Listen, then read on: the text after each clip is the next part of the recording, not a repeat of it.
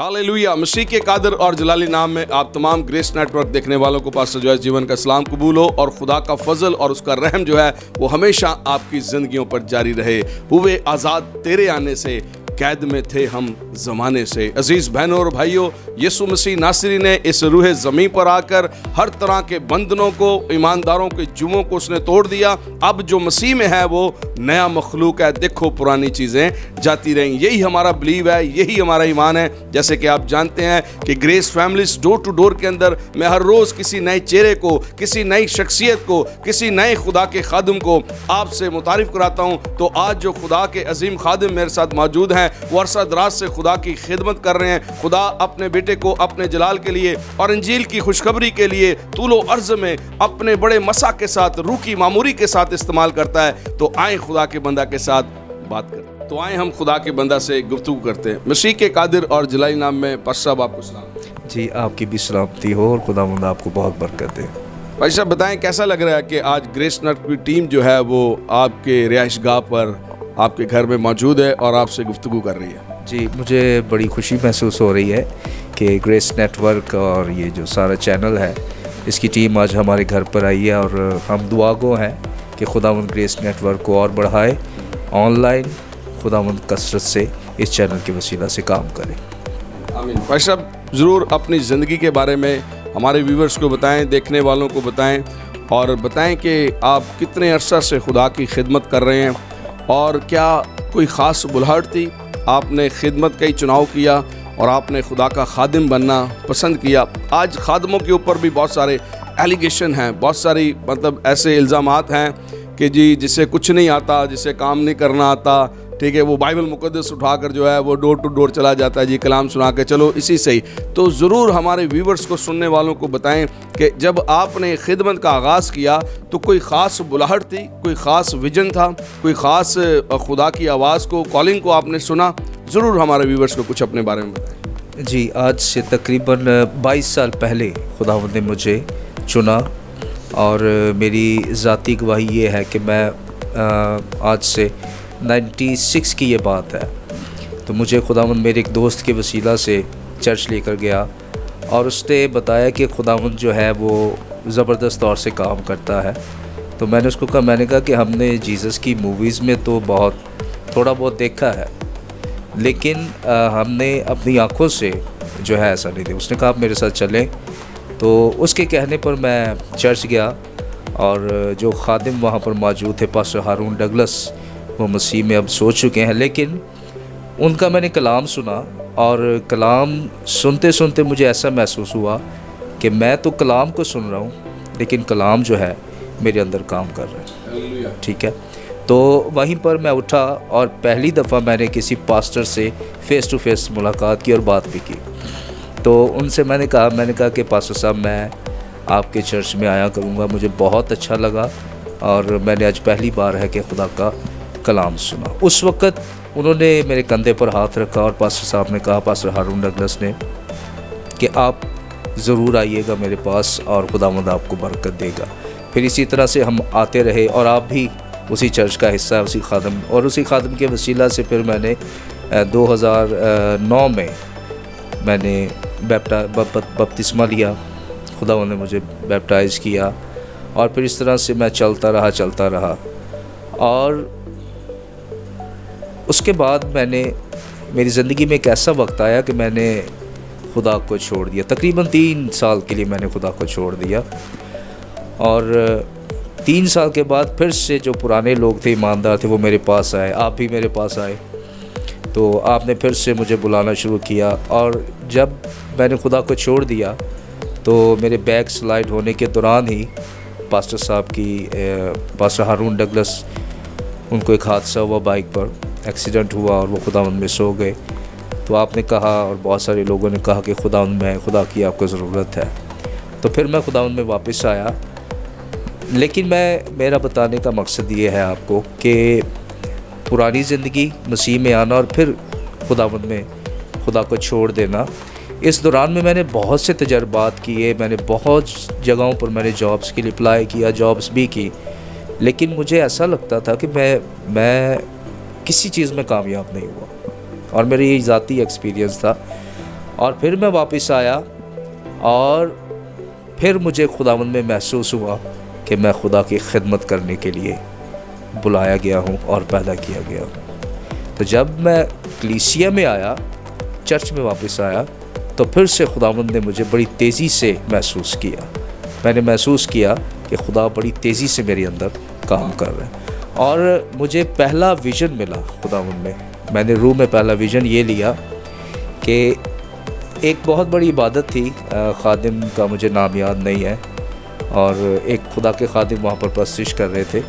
तो वहाँ पर खड़ा और मौजज़ात होते देखकर और मैंने लोगों को देखा और मेरे अंदर से एक रोया मेरे अंदर पैदा हुई। और मैंने देखा, मैंने कहा कि क्या ऐसा हो सकता है कि मैं भी एक वक्त आए, एक दिन आए कि ऐसे खुदा का काम करूं। लेकिन मैं नहीं जानता था कि मैं तो ये अपनी समझ ही को समझ रहा था, लेकिन मेरे अंदर खुदा का रूह जो है वो काम कर रहा था और खुदा उनकी कॉलिंग मैं समझ नहीं पा रहा था क्या हो रहा है। लेकिन जैसे जैसे मैं खुदा के साथ चला, मैं आगे बढ़ा, फिर मैंने महसूस किया कि खुदा ने मुझे अपनी खिदमत के लिए बुलाया, ना कि ज़बूर 73 और उसकी 28वीं आयत में लिखा है, दाऊद ये कहता है, मेरे लिए ये भला है कि मैं खुदावंद अपने खुदा की नज़दीकी को हासिल करूं। मुबारक हैं वो लोग, मुबारक हैं वो कौमें और वो ज़िंदगियां जो खुदा की कुर्बत को, उसकी नज़दीकी को हासिल करती हैं।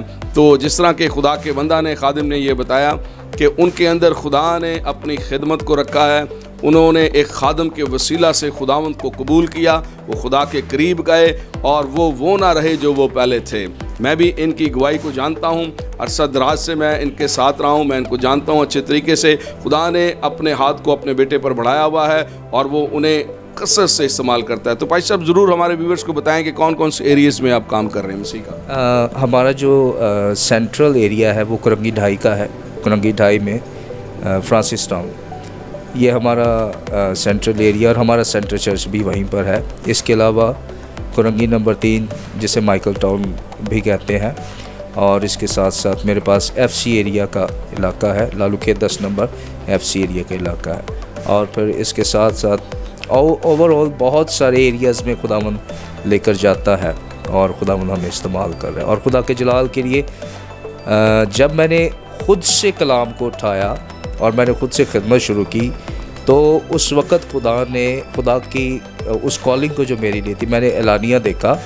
मैं ऐसा पादरी था जो बदरूहों से डरता था, ठीक है। डरने से मुराद ये है, ऐसे केसेस से मैं जान छुड़ाता था कि प्रस्तिश करनी पड़ती है, दुआ करनी पड़ती है।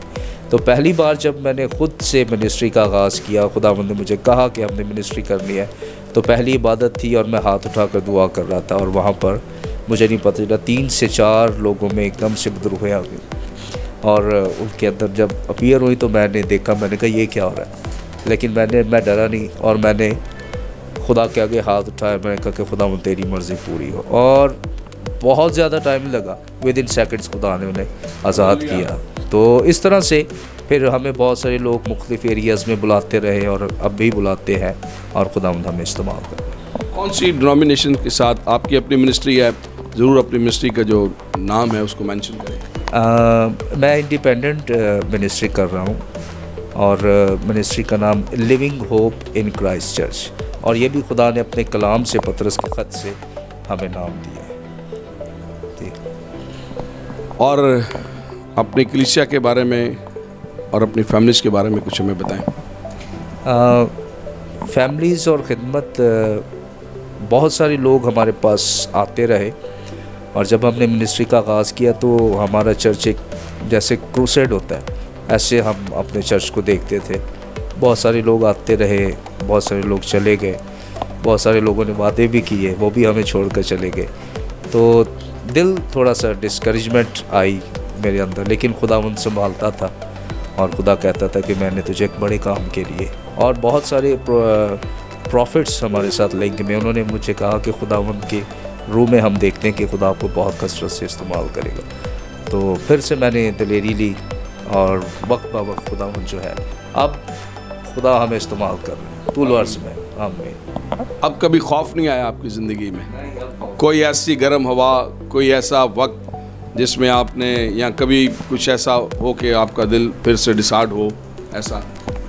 पहले था मिनिस्ट्री के आगाज़ में, लेकिन अब खुदावंद के रूह में दिलेरी है वो इसलिए दिलेरी है कि खिदमत करना चर्च भरने का नाम नहीं है। खिदमत करना रूहें बचाने और उन्हें शैतान के मंसूबे से आज़ाद करना और यस्सु उन तक पहुंचाना, ये खिदमत का नाम है।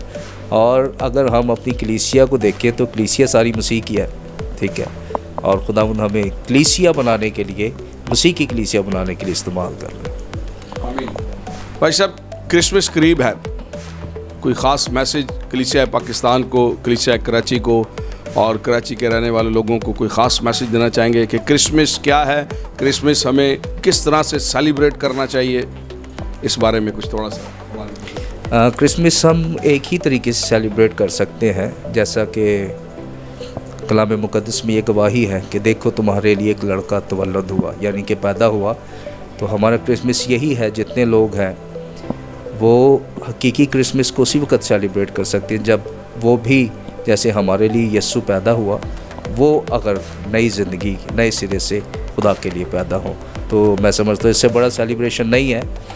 जितने भी बड़े मौजज़ात हो, अगर हम देखें तो सबसे बड़ा मौजज़ा ये होता है, लोग इसे रेकमेंड करते हैं किसी के वसीला से मुर्दा ज़िंदा हो जाए, लेकिन बाइबल में हमने कहीं नहीं पढ़ा कि उनके वसीला से। लेकिन जब कोई रूह खुदा के पास आती है तो लिखा है कि आसमान पर जश्न होता है। तो जो नए सिरे से पैदा होता है, मैं समझता हूँ कि आसमान पर भी क्रिसमस होता है और ज़मीन पर उनका क्रिसमस होता है। अक्सर किसी की शॉपिंग ना हो तो घरों के अंदर जो है ना वो लड़ाई झगड़े शुरू हो जाते हैं और लोग जो है वो क्रिसमस सेलिब्रेट नहीं करते। सबब क्या है? वो क्यों नहीं आया, ये क्यों नहीं आया, किसी के कपड़े टेलर के पास होते हैं, ठीक है, बहुत सारी इस तरह की बातें सुनने को मिलती हैं। और लोग इस सबब से कि नए कपड़े नहीं मिले या शॉपिंग नहीं हुई, उस सबब से लोग क्रिसमस नहीं सेलिब्रेट करते और गुस्से में रहते हैं। तो मैं ये पूछना चाहता हूँ, क्या क्रिसमस कपड़े पहन के ही हम मना सकते हैं? बहुत सारे दुनिया में ऐसे ममालिक हैं, ऐसी जगहें हैं जहाँ पर लोग भूखे हैं, प्यासे हैं, उनके पास रोटी नहीं है, कपड़ा नहीं है, लेकिन बहुतों के पास बहुत कुछ है। लेकिन बाइबल मुक़द्दस में लिखा है, लूका की इंजील में, खुदा ने कहा कि मैं तुम्हें एक बड़ी खुशी की बिशारत देता हूँ कि तुम्हारे लिए दाऊद के शहर में एक मुनज्जी पैदा हुआ है। तो ज़रूर हमारे लोगों को ये बताएं कि क्रिसमस जो है वो हमने इस तरह से सेलिब्रेट करना है कि अगर हमारे पास कुछ भी ना हो पर हमारे पास आसमानी खुशी है। जी जी, बिल्कुल, जैसे मैं कह रहा था, बहुत अच्छी, बड़ी खूबसूरत बात है ये कि क्रिसमस कपड़े पहनने का नाम नहीं है बल्कि यस्सु को पहनने का नाम है। तो अगर हम यस्सु को पहन लेते हैं, इवन कि मैं अपनी कलीसिया में भी अनाउंस करता रहता हूँ लोगों को, अगर किसी के पास कपड़े नहीं हैं तो वो हमें बताएं, हम जितना खुदावंद के फजल से कर सकेंगे। लेकिन अगर किसी के पास नहीं है तो हम ये भी कहते हैं कि आपने सिर्फ खुदा की प्रस्तिश करनी है और खुशी मनानी है कि यीशु मसीह आपके लिए पैदा हुआ। यही मैं समझता हूँ, इससे बढ़कर और कुछ भी नहीं है। हालेलुया। हम नहायत खुशगुजार हैं, शुक्रगुजार हैं खुदा के बंदा के, पास्टर जावेद जॉन साहब के, जिन्होंने अपना कीमती वक्त दिया और हमारे साथ गुफ्तगू की। भाई साहब, हमारी दुआ है खुदावंद आपको बरकत दे, आपकी फैमिली को, आपके साथी को, आपकी औलाद को और आपकी मिनिस्ट्री को, आपकी कलीसिया को खुदा बढ़ाए और आप ज़मीन के इंतहा तक जो है उसकी खिदमत को करने वाले बनते चले जाएं और खुदा का फजल और खुदा का रहम जो है वो हमेशा आपकी ज़िंदगी पर जारी रहे।